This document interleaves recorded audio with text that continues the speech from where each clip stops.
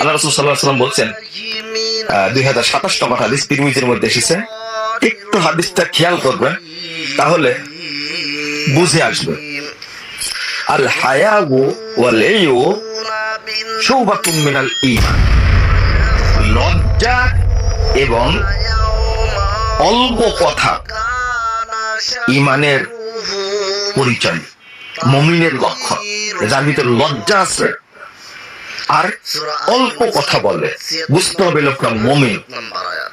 ওয়াল বাযাউ ওয়াল বায়ানু শুবাতুম মিনান নিফাক, আর যে ব্যক্তি মুখ দিয়ে খারাপ ভাষা প্রয়োগ করে, নোংরা ভাষা প্রয়োগ করে, স্ত্রীকে গালি দেয়, স্ত্রীর বাপ মাকে গালি দেয়, বা আপনার স্ত্রী আপনাকে গালি দেয়, আপনার বাপকে গালি দেয়, আপনি রিক্সাওয়ালা একটা চটকের গালি দিয়ে দিলেন, মুখ দিয়ে যখন অশ্রাব্য ভাষা বের হবে তখন আপনি বুঝবেন যে আমার ভিতরে ঈমান নেই। আরেকটা হলো, একটু খেয়াল করেন যে লোকটা জেনা করেনি, সুদ খায়নি, মানুষ হত্যা করেনি, মদ খায়নি, ও সন্ত্রাসী না, ওর অপরাধ মুখ দিয়ে শুধু খারাপ ভাষা বের হয়েছে, আল্লাহ রাসূল বলছেন যে ও মুনাফিক, ও মুমিন না। আরেকজন ব্যক্তি খারাপ ভাষাও বের করেন মুখ দিয়ে, কোনো পাপ তো করেনি, কোনো খারাপ ভাষাও বের করেনি।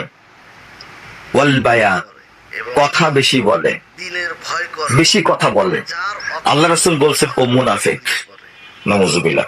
মান কাসুরা কালামুহু কাসুরা কাযিবুহু, যে বেশি কথা বলে সে বেশি মিথ্যা বলে। একজন ব্যক্তি মদ খায়নি, গাঁজা খায়নি, মানুষ হত্যা করেনি, মিথ্যা কথা বলেনি, শুধু বেশি কথা বলে, ঈমান ওর মধ্যে নাই, ও মুনাফিক হয়ে গেছে। ঈমানের ঠাঁই না থাকলে সে কি হয়ে যায়? মুনাফিক হয়ে যায়। শুবাতুম মিনান নিফাক, মানে শুধু বেশি কথা বলে, এটা ঈমান পছন্দ করেন, ঈমান থাকবে না। আমি মনে হয় বুঝাতে পারছি না আপনাদেরকে, আবার শুনবেন বক্তব্যটা, আবার কখনো শুনবেন। সেটা হলো, ঈমান এত স্পর্শকাতর, ঈমান এত লজ্জাশীল, ঈমান এত দামি, ঈমান এত মর্যাদাবান, একটু খারাপের ছোঁয়া লাগলে ঈমান ভিতরে থাকে না, ও চলে যাবে সাথে সাথে।